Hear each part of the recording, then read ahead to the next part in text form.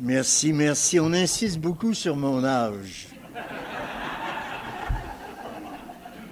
Et ça devient pour moi un problème. À tel point que, à certains moments, on me félicite de ne pas être encore mort. Ben oui. Et la dernière trouvaille, quelqu'un m'a dit, il y aura beaucoup de monde à vos funérailles.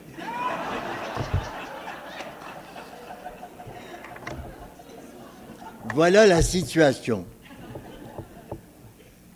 Résumé, j'ai 97 ans, je suis né à Saint-Michel-de-Bellechasse le 8 septembre 1915. Donc, j'approche le siècle. Comment faire pour résumer presque un siècle? C'est pas facile, et vous le comprenez. Et ensuite, vous comprenez la difficulté aussi de choisir parmi ses souvenirs. Et j'ai pensé longtemps. J'ai cru que, étant donné que je suis baptisé, et qu'ensuite je suis un prêtre, que je pourrais vous raconter, dans le plus bref délai possible, comment j'ai rencontré Dieu. Dieu, là, élargissez les mots, là. L'inaccessible, le divin, l'au-delà, celui qu'on ne veut pas nommer, mais qui est toujours nommable.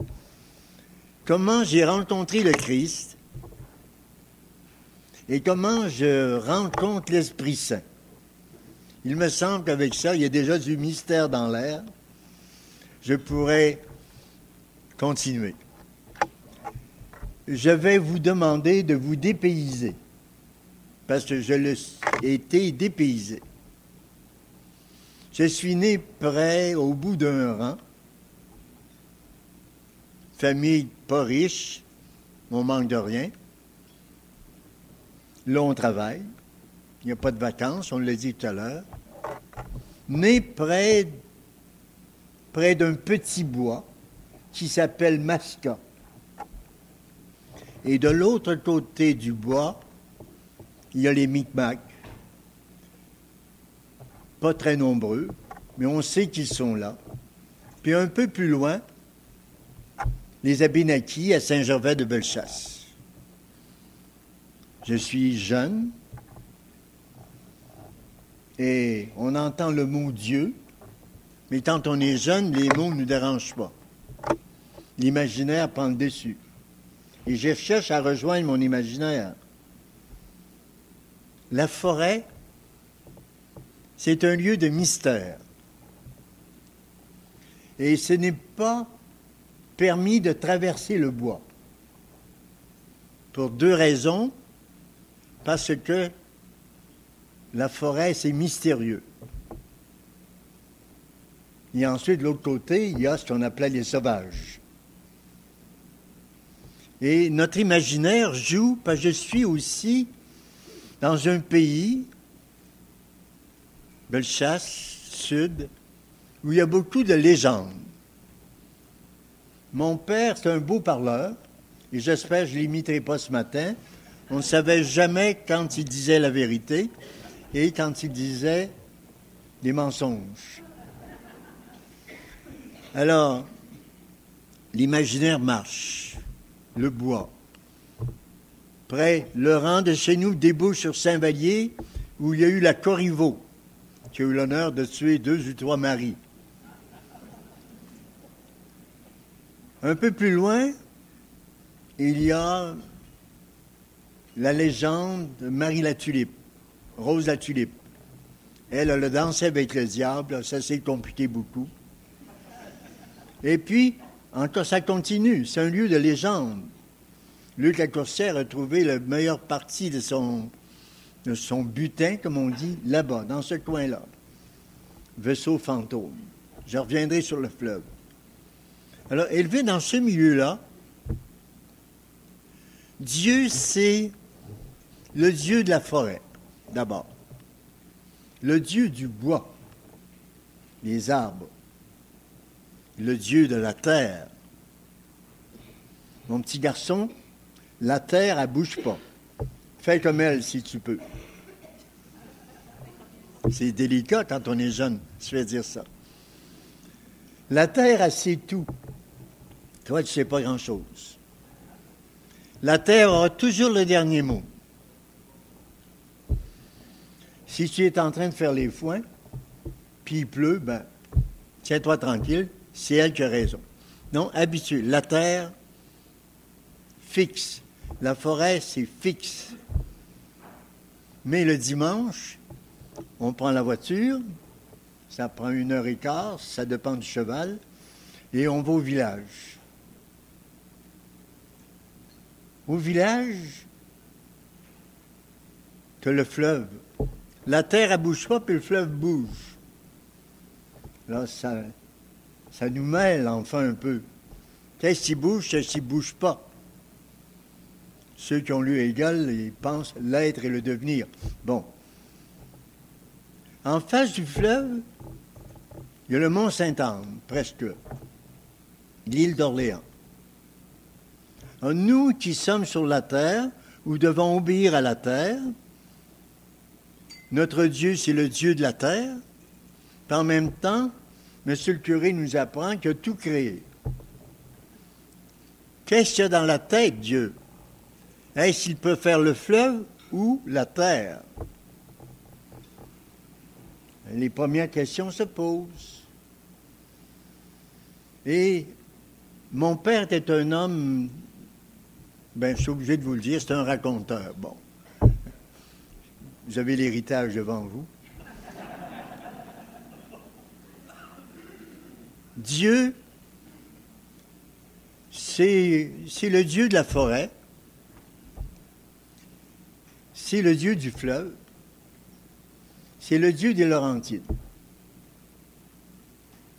Dans notre esprit, Dieu, c'est du solide. Force-toi pas pour croire, ça va tout seul. Croire, c'est naturel. La forêt est là, force-toi pas. On n'est pas en ville, là. Donc, on croit tout naturellement. On croit à la terre, au fleuve, à l'océan, et puis, tout à la fois. On n'a pas besoin de se poser de problème. On n'a pas envie du tout. Pendant le sermon, M. le curé Bélanger parle 1 heure. Donc, évidemment, c'est l'heure idéale pour des fils d'habitantes pour dormir. Donc, les mystères sont en quelque sorte intégrés dans le sommeil. On est bien. On est croyant. Et puis, on chante des chansons.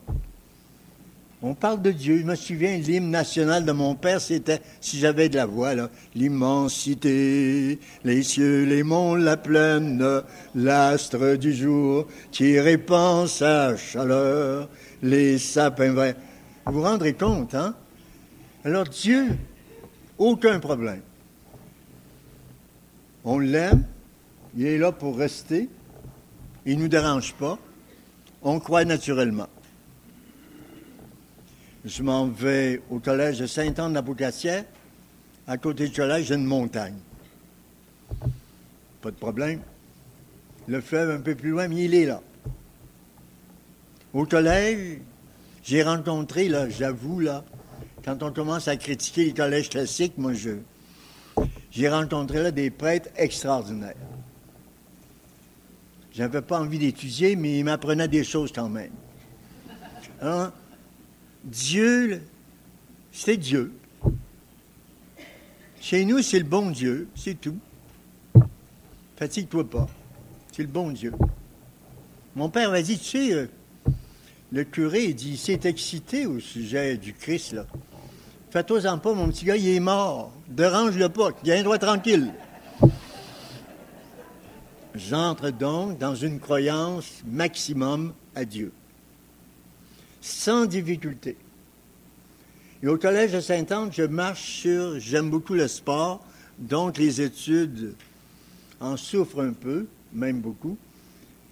Et je suis intéressé par le sport, et puis Dieu, c'est le bon Dieu. Puis on est allé aussi faire une visite au musée à Québec, puis il y avait un bon Dieu, là. Vraiment, un bon beauceron, gros, là, puis bien nourri, là. On est en sécurité. Le bon Dieu nous donnait la sécurité. Il avait fait le ciel, il avait fait la montagne, il avait fait Masca, il avait fait le fleuve Saint-Laurent, il a fait aussi le mont Sainte-Anne. C'est la toute-puissance, c'est le fort, il ne dérangera jamais, bouge pas, et ça fonctionne. Bon, juste ici, ça va très bien. Au collège, oui, on entend parler du Christ, mais c'est mystérieux. Il y a des mots pour le dire, là. L'incarnation, la rédemption. On apprend ça par cœur, donc ça va. Puis on passe les examens. La certitude absolue. J'arrive à Ottawa chez les Dominicains. Ah bien là, ça change l'atmosphère. J'entends parler du Christ. Non, au début, non. Au début, on étudie Saint Thomas. Le premier traité dans Saint Thomas, c'est « Qu'est-ce que Dieu ?» Je ne me force pas, hein? Qu'est-ce que Dieu? Je le sais. C'est le Tout-Puissant, c'est le Dieu des montagnes, le Dieu de, Mont-Sainte-Anne, le Dieu du collège à côté, la montagne, ben, ça va tout seul. Là, tout à coup, j'entends parler du Christ, le Christ des miracles. Puis d'appareil, il y en aurait 20, d'autres disent 24. De toute façon, ce n'était pas mon problème. Le Christ, bon, j'entre dans ça. Le Christ des miracles. Le Christ, Fils de Dieu. Ah ben ça m'arrange. Fils de Dieu. Dieu est tout-puissant, son Fils, bien, certainement que le Père ne refuse rien. Encore la certitude. Tout à coup se glissent des mots. Transsubstantiation. Comprenez, le petit gars de 3e Bellechasse, il avait des jouets, comme on dit. Transsubstantiation. Mais il faut passer les examens. Puis les Dominicains sont sérieux, c'est pas possible. Très sérieux. J'entre dans cet univers-là. Je passe les examens, l'incarnation, mystère, la rédemption. Mais le Christ, c'est celui qui a fait des miracles. Ça m'impressionne beaucoup. Jusqu'au jour, je pense en 1942, n'oubliez pas, si vous êtes venu au monde, j'étais là. Hein? Et puis, tout à coup, pour passer le temps, pour me reposer de mes professeurs, parce que c'était des savants, moi j'étais dans le monde du sport, puis ils étaient en train de me convertir, je trouve un livre. Ça s'appelle « Introduction à la sainteté ». Alors, j'ai dit l'introduction, ça me va. Ça va pas loin, ça. Puis là, je me sens en sécurité encore. Avec l'introduction, je suis en sécurité. Tu vas pas loin, mais ça marche. Et dans ce livre-là, il parle de Thérèse, l'enfant Jésus. Là, ça commence à bouger, elle. Elle parle à Dieu comme à son Père, puis elle parle du Christ, mon cher amour, puis la spiritualité carmélitaine. C'est très affectif. Moi, j'étais devenu rationnel. Au début, j'étais cosmique, puis là, j'étais devenu rationnel. Là, j'ai dit, qu'est-ce qui se passe? Mes professeurs étaient rationnels. L'affectivité qui rentre en jeu. Ça ne s'arrangeait pas, je m'ennuyais de la famille aussi. Alors, Thérèse, enfant Jésus, as-tu toi Dieu? Ah ben là, moi, je ne tutoyais pas mon père, ça ne marche pas. J'ai dit, je vais m'adapter, puis je n'étais pas capable. Bon. Elle parlait de Jésus, mon adoré, tout ce que vous voulez, le langage mystique. Et tout à coup, je m'aperçois que ce n'est pas tout que de raisonner. Ce n'est pas tout de savoir que Dieu est immense, tout-puissant, mais que ce Dieu-là s'est approché de nous. Ce que je savais théoriquement, je ne savais pas effectivement. Et que ce Dieu-là était venu chez nous. Ça m'intéressait parce qu'il a commencé dans une étable. Puis moi, ça m'intéresse les étables. J'ai été élevé dans l'étable. Alors là, le mystère de l'incarnation sautait. Il me disait, bon, l'étable. Donc c'est comme nous autres. Et j'ai commencé justement une autre manière de penser. Dieu tout près. Jésus, j'avais été baptisé, n'oubliez pas, le 8 septembre. Moi, ça me prend du temps, c'est pour ça que je ne parlerai pas trop longtemps ce matin. Mais disons que Jésus, Fils de Dieu. Et là, je sens tout l'aspect affectif, j'avais oublié le sport, entre en jeu. Et ce qui m'intéresse, j'avais d'excellents professeurs en exégèse, dont 2 étudiants du Père Lagrange, Père Brunet et Faribault.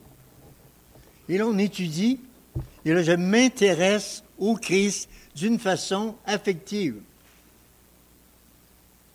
Je n'énie pas le mystère de l'incarnation, ni la rédemption, ni les fins dernières, mais j'entre dans un univers qui, pour moi, rejoignait mon univers d'enfant, c'est-à-dire l'affectivité vis-à-vis de la nature, vis-à-vis du ciel, vis-à-vis des orages, vis-à-vis du fleuve.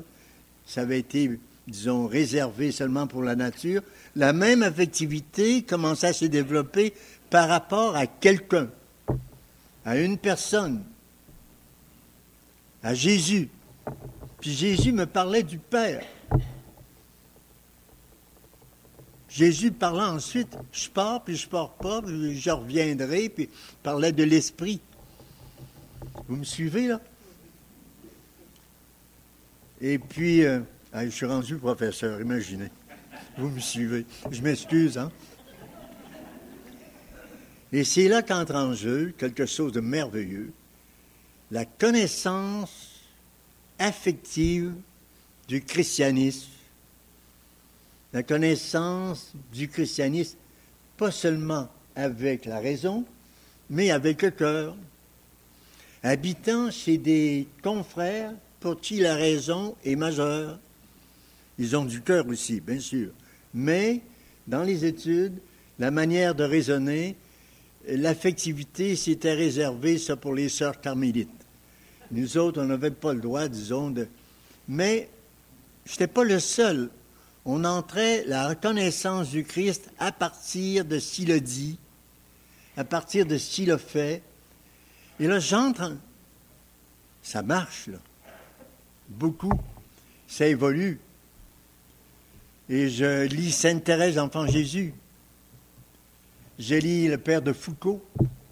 Je suis très impressionné, le jeune Lacroix, très impressionné par le Père de Foucault. C'est un instable au maximum, mais avec un cœur extraordinaire. Je l'aime. Sainte Thérèse. Puis j'entre dans cet univers des mystiques, tout en continuant mes études. Puis eux, pour être bien certains qu'ils ne me perdraient pas, m'ont envoyé faire des études spécialisées à Toronto, puis ensuite à Paris. Mais rien n'empêche que j'étais pris par cette rencontre du Christ affectif, celui qui aime, là. Comme ce matin, là, il y a beaucoup de monde dit « allons ailleurs ». Ça me fascinait. Le Christ matin à l'Évangile, il y a beaucoup de monde, il s'en va ailleurs. Je me disais, ça c'est bon. Enfin, quelqu'un qui est libre, là, qui ne laisse pas avoir. Alors, le Christ m'a fasciné. Beaucoup. Très beaucoup. Et encore. Mais ce qui arrive par-dessus ça, c'est que je m'avais enseigné au Rwanda, chez des animistes, où Dieu est quelque chose, esprit. Je m'en vais enseigner au Japon. Tous mes étudiants sont bouddhistes. Je suis fasciné parce que je retrouve quelque chose de Dieu partout, quelque chose de Jésus. C'est pas tout, là. je vous ai parlé de l'Esprit Saint. À Ottawa, aux études, on parle de l'Esprit Saint, la Pentecôte. Mais la Pentecôte, je me souviens de la Pentecôte beaucoup au Collège de Sainte-Anne. Parce qu'il y avait un sermon par quelqu'un que vous avez bien connu, certains d'entre vous, Monseigneur Paré. Là, ça, c'était du mystique pur. Là. Aïe, aïe, puis des grands gestes, puis ça durait longtemps. Là. Et là, alors j'avais pensé, vous savez, si je ne suis pas charitable, vous me pardonnez mon nom. Bon. Alors là, c'est, non. Si le Saint-Esprit est lié à la longueur des sermons, ça ne marchera pas, mais ce qui arrive en même temps, c'est qu'en allant ailleurs, en étudiant avec des gens de d'autres religions, ou enseignant à d'autres religions, l'Esprit Saint, ça m'intéresse de plus en plus parce que mon Jésus à moi, là, c'est lui qui dit « Dieu, c'est ton Père », c'est lui qui me renseigne sur Dieu plus que tout le monde, c'est lui qui va au bout de tout plus que tout le monde, c'est lui qui donne sa vie plus que beaucoup de monde, qui en quelque sorte va jusqu'au bout de ses options. Mon Jésus dit « Écoute, je m'en vais, mais je vais revenir. Suivez-moi, puis je ne vous abandonne pas. Tu crois en moi, même si tu meurs. » Puis ça sonne dur dans ce temps-là, vous savez. Même si tu meurs, je vais être là. Ça va continuer. Alors, quand je m'arrive, et puis, tout à coup, l'Esprit Saint, je passe mes examens. Le traité sur l'Esprit Saint, je n'ai pas trop compris, puis il paraît que c'est mieux comme ça. Mais je retrouvais l'Esprit Saint partout. À partir du moment où on m'en a parlé, j'ai pensé à Pascal qui disait, de tous les êtres qui existent sur la terre, là, il n'y en a pas un qui peut arriver avec l'être humain, parce qu'il y a l'esprit. Je me suis commis à m'intéresser aux esprits, croyez-le ou non, mais à l'esprit de mes contemporains. Je suis contemporain de Freud, moi.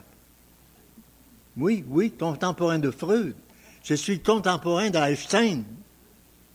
Je n'exagère pas, là. Je suis contemporain de Gandhi. Né en 1915, n'oubliez pas. Je suis contemporain, Martin Luther King, puis ces gens. Et je me retrouve à fréquenter d'autres personnes pour qui l'esprit est majeur. Et je me retrouve tout à coup à lire, à fréquenter l'Orient. Et je trouve en Orient une manière de penser qui n'est pas la mienne, avec des gens qui sont intelligents, sans avoir lu saint Thomas. Bon. Ça fait réfléchir beaucoup. La puissance de l'esprit. Et je commence à réfléchir. J'ai dit, chaque personne a l'esprit. Chaque personne a le pouvoir de penser, de réfléchir, de désirer, d'imaginer, de se souvenir. Et chacune de vous, vous avez ça.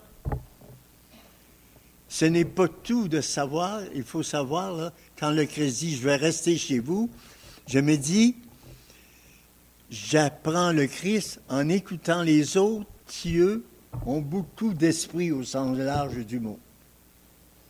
Et j'apprends à aimer l'esprit. Et j'apprends à comprendre que l'Esprit Saint, c'est une réalité. Et le Christ, je le crois, parce qu'il a prouvé, par sa conduite et par ses paroles, qu'il était ce qu'il était. Et s'il parle de l'Esprit, je n'ai aucun doute.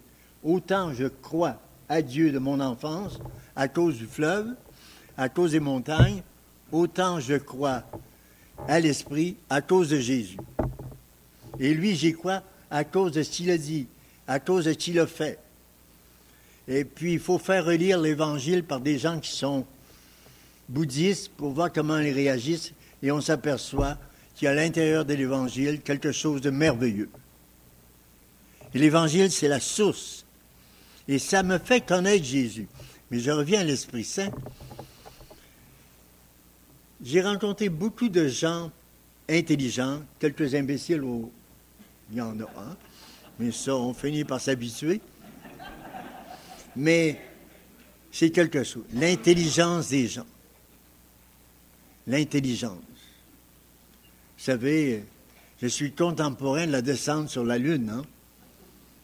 1969, à 3 heures du matin. Bon, vous vous rendez compte? Je suis contemporain de l'essor du féminisme qui change les manières de penser. C'est nouveau, ça. Je suis contemporain de cela. Des mouvements forts de l'extérieur. Je suis contemporain de la chute du marxisme.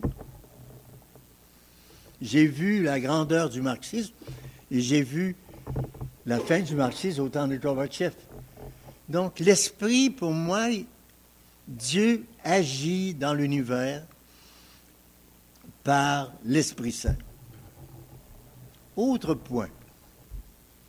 Je fais partie de l'Église catholique. Hein, c'est nous autres, ça. Dans l'Église catholique, il y a l'Esprit Saint. Mais je ne sais pas quand ça commence, je ne sais pas quand ça finit. Mais il est là. Et ça me passionne aussi. Parce que mon Église en arrache beaucoup. Beaucoup. Il y a des choses, elle a mérité de recevoir des coups. Ben oui, pourquoi pas. Mais en même temps, il y a quelque chose qui se passe. Parce que, ayant été dans les universités, puis à Montréal, vous savez, c'est ce qui se passe aussi. Hein? C'est fini ton Église. Si on appelle ne pas connaître l'histoire. L'Église, c'est comme la synagogue. Indestructible. Cherchez pas. Cherchez pas. Ça va continuer. Alors, à l'intérieur de cela, je découvre des choses merveilleuses. Je m'aperçois, moi, j'ai couvert la visite de Jean-Paul II. J'étais à ce moment-là à Radio-Canada. J'ai couvert toute la visite de Jean-Paul II à la télévision, à Radio-Canada. Et je ne devrais pas vous dire ça. Ce qu'on voulait, c'est le prendre par surprise, qu'il fasse une gaffe, un mauvais geste. Aucune fois. Seulement à Vancouver, en tournant en route, il y a baillu. Inimaginable. Inimaginable. J'ai couvert les funérailles de Jean-Paul II à la télévision. Quand tu vois tous les pays du monde, sauf 2 pays, des gens qui sont en guerre, qui sont là, comme historien, tu dis, c'est pas possible. Si l'Esprit Saint n'existe pas, je ne sais pas où il est. Et je vois ensuite comment c'est difficile pour l'Église d'aujourd'hui d'avancer. Je vois la crise du Québec, je la vis, comme vous autres. Je vois les jeunes qui ne sont pas là. Ils ne sont pas là, mais ils ne sont pas contre. Ils sont ailleurs. Ils sont dans un autre monde, la mondialisation. Et j'appartiens à une Église qui est mondiale aussi. Donc, il ne faut pas se décourager. L'Esprit Saint travaille. Un jour, c'est Paul VI l'avait dit. Il dit, faites attention, l'Esprit Saint travaille même à l'intérieur de l'athéisme. Et devant les religions, devant les religions, devant les refus, devant les blasphèmes, je vous avoue n'avoir aucune inquiétude, en ce sens que l'humanité fonctionne comme ça par crise. Il faut étudier l'histoire du Parti québécois entre nous pour savoir que ça fonctionne par crise. Ben oui, c'est comme ça marche. L'Église, c'est un peu comme ça fonctionne par crise. Elle retombe toujours sur ses pattes. Ça me fascine. Elle retombe sur ses pattes.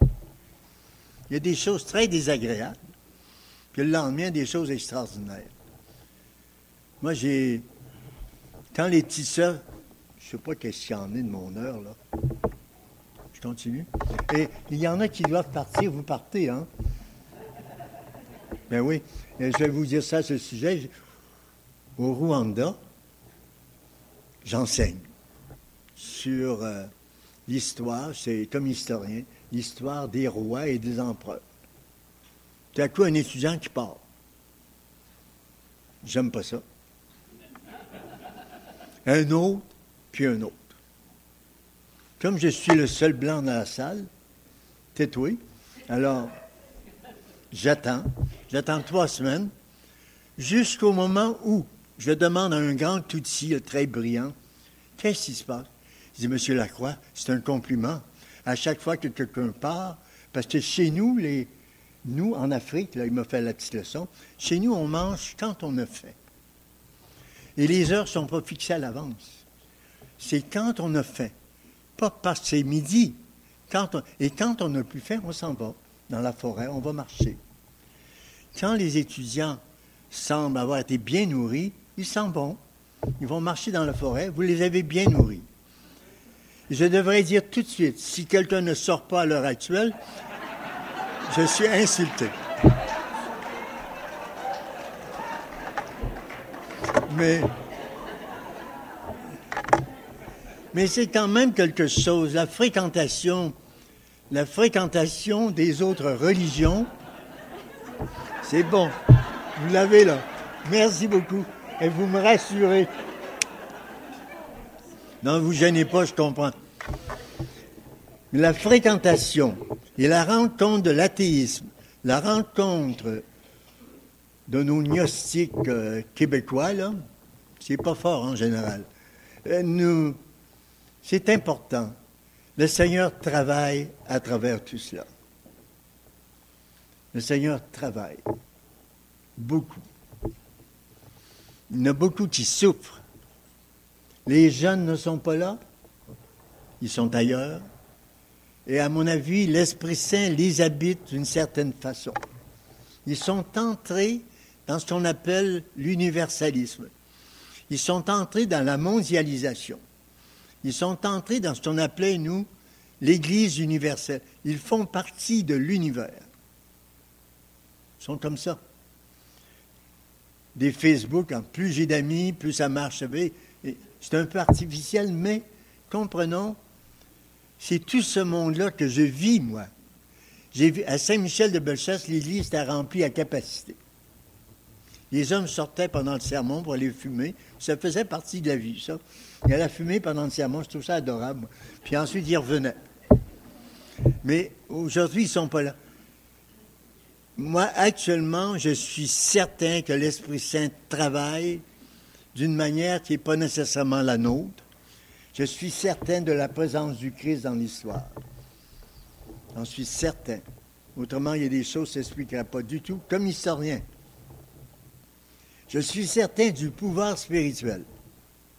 Au moment où je vous parle, ayant des contacts assez fréquents avec beaucoup de jeunes, puis fréquentant des bouddhistes, je donne 3 conférences par année au Cercle Émergence, je suis certain que l'Esprit Saint travaille à travers cela. Là, il y a réflexion. Là, il y a du silence. Là, il y a méditation. Là, il y a du yoga peut-être. Tout ce que vous voulez, là. Là où il y a des pèlerinages, là où on va ici et là, ça agit. Il ne s'agit pas de laisser tomber qu'est-ce qu'il y a là, il s'agit d'observer ce qui s'en vient. Et comme certains d'entre vous, vous n'avez pas l'honneur d'avoir mon âge, mais quand même, nous, notre génération, là, je parle de moi seulement, là. Comme dirait, oui, dans Maria Chabdel, nous sommes des témoignages. Nous devons être là. C'est extraordinaire. Hier, je suis allé à l'église à La Terrière, à 4 heures de l'après-midi. Il y avait je les ai comptés, 23 personnes. Je me disais, là, c'est quelque chose. Ces 23 personnes-là, pour moi, ils représentent un peu ce qui se passe dans l'humanité actuellement. Les minorités sauvent le monde, pas les majorités. Les majorités, ça change d'idée. Surveillez comment les élections se passent. Ça change d'idée. Surveillez tous les scandales qui s'en viennent, comme on accuse. Non, non. L'histoire de l'humanité, l'histoire du christianisme a commencé par quelques personnes. Jésus au point de départ. Et les autres. Et puis c'est comme ça se passe. Notre croyance dans la minorité, c'est une expression de la foi qui s'en vient. Notre Église, elle continue. Ça va changer de ton, de manière. Ça ne se passera peut-être pas dans les temples. Paul VI avait dit une fois quelque chose de très beau. Il dit peut-être, il était timide déjà, puis alors dans sa voix, là, je cherche à l'imiter, là, peut-être que l'avenir des églises ne sera pas dans les temples de bois, mais dans le temple du cœur.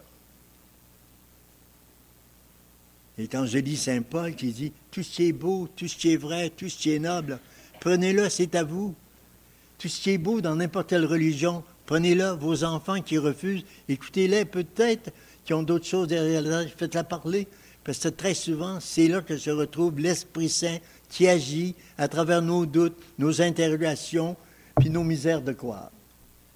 Nous vivons une époque extraordinaire, très difficile, très éprouvante pour les parents, les grands-parents, où vous voyez des choses qui n'étaient pas possibles à imaginer il y a quelques années, mais c'est notre monde.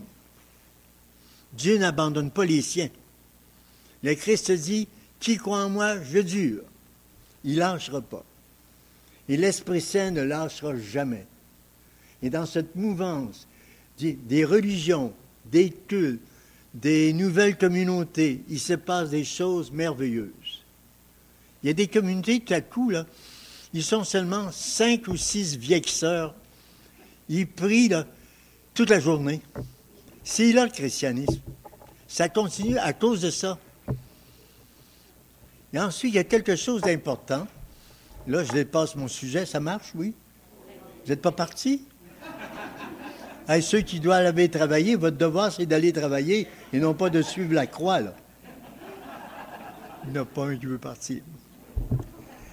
C'est ça l'histoire, c'est qu'il se passe des choses merveilleuses que je vois, moi, à 97 ans, ayant vécu au moins 4 ou 5 générations de jeunes.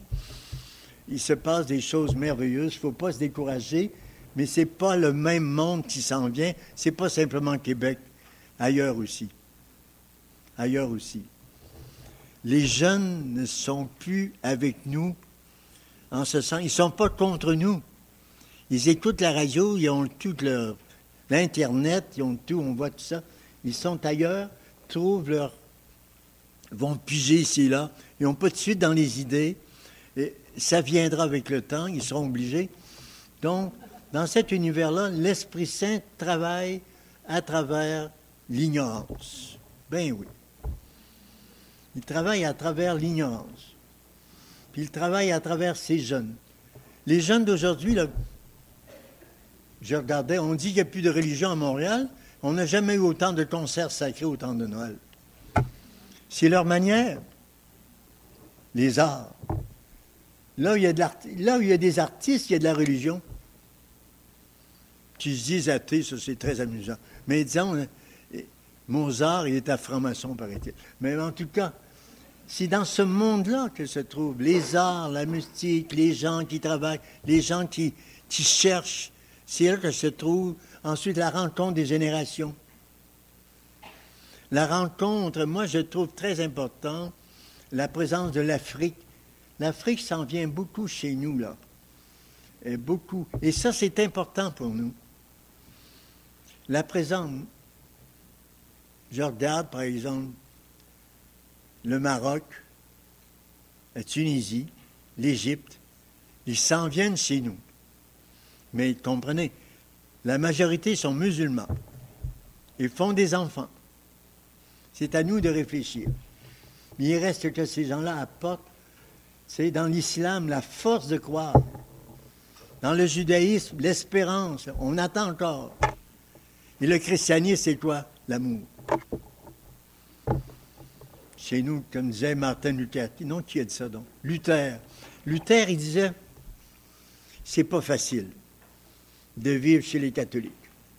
C'est vraiment... Mais pour mourir, c'est le lieu idéal. On est dans la religion de l'espérance. Je dois arrêter sous peu, là. C'est vous. J'ai quoi? J'ai 4 minutes. Ça, j'adore ça, quand j'ai 4 minutes, là. Je vais tout vous résumer ça, moi. Dans 4 messieurs, je vous donne 4 minutes. Ayant fréquenté de près des gens de toutes catégories, de toute culture, historiens. J'en ai vu, j'en ai rencontré et j'en ai raconté aussi. Je m'aperçois, en regardant l'histoire de la culture actuelle, en surveillant ce qui se passe au cinéma, ce qui se passe au théâtre, non seulement ici, mais ailleurs, je retrouve tout à coup ce qui fait l'unité entre 4 ou 5 grandes religions. J'inclus pas Confucius parce que c'est du stoïcisme. Les bouddhismes, c'est pas une religion, c'est une sagesse, une manière de vivre, là, de vivre avec les autres, en cohésion avec la nature, hein, comme on dit là. Quand tu regardes une fleur, tu déranges une étoile, c'est un autre monde, c'est une sagesse. Quand je regarde les grandes religions et tout, ça arrive toujours au même. Ne fais pas aux autres ce que tu ne veux pas qu'on te fasse. Et ceci, c'est résumé dans le Christ. Il a dit, le Christ, c'est un être, je parle humainement là. Je crois qu'il est temps qu'on rencontre le Christ humain. Jean-Paul II avait ça très souvent, c'est l'humain, chemin du divin. La rencontre du Christ humain. Regardez comment ils font, comment il aime, comment il va avec, comment il va pas, comment il se dit, comment il parle, comment il se fâche, comment il pleure, puis comment il meurt, puis comment il se décourage, comment il doute. C'est ça. Il est là pour nous autres. Il nous montre le chemin. C'est lui qui montre. Lisons les évangiles, puis réfléchissons sur les évangiles, puis laissons faire le reste. C'est-à-dire le reste, chercher à être fidèle à ce qu'on a reçu pour pouvoir aller plus loin. Mais pour le renouveau du christianisme, c'est à commencer la nouvelle évangélisation. Tu ne regardes plus à Rome, là. Tu ne regardes plus à Jérusalem. Tu ne regardes pas à Paris. Tu ne regardes pas à Montréal. Tu regardes le Christ. Comment a-t-il fait? Comment a-t-il agi? Pourquoi est-il allé jusqu'au bout? Il n'y a personne au monde qui il n'y a personne au monde qui a aimé l'humanité autant que le Christ. J'ai comparé Martin Luther King, Gandhi, il y avait des amours ciblés. Lui, c'est l'univers. C'est tout le monde. Qui croit en moi, je suis avec lui. Alors, je termine sur ça. Nous sommes invités, je crois, à entrer dans l'univers de l'amour. L'amour ne trompe personne. L'amour a toujours le dernier mot. Saint Jean disait, « Qui aime connaît Dieu. » Dieu est amour. On ne peut pas aller plus loin. Je ne peux pas aller plus loin. Le plus loin, je dirais, gloire au Père, gloire au Fils, gloire à l'Esprit. Dieu est amour.